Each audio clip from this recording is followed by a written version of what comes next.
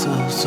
Ben sensiz bir kerim yarama koyardım.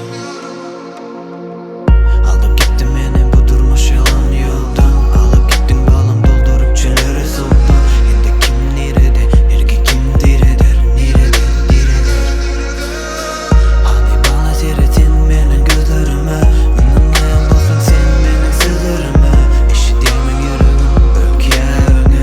Eşiğime yırt ya öyküyevine. Senin mehirli sesin, senin ele gözlerin. Benim olsun edebiyetim yok bana her gün. Sensiz inde kül, bahar zadinde kül. Burada bar balda kayıp ölüm. Ben sensiz, ben sensiz. Yöne yöne gey, yöne yöne gey. Gözüm oturmuş men gözüm okey. Yöne yöne gey, yöne yöne gey. Bana gerek değil bala sana yok denge. Yöne yöne gey, yöne yöne gey. Gözüm oturmuş men gözüm okey. Yöne yöne gey, yöne yöne gey. Bana gerek değil bala sana yok denge. Kim bilen sen kim bilen, ir bilen sen kim bilen. Dürlü pikir gelip gider, tenim goziya ve birden.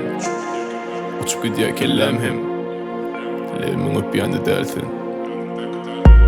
Boşan yağlı köngülüm hiçbir yoktan. Geçen yağlı duyularımız yanın ottun. Derdime derman, yürüyümün küyseni. Nedip böyle bolu ait indi yok sen.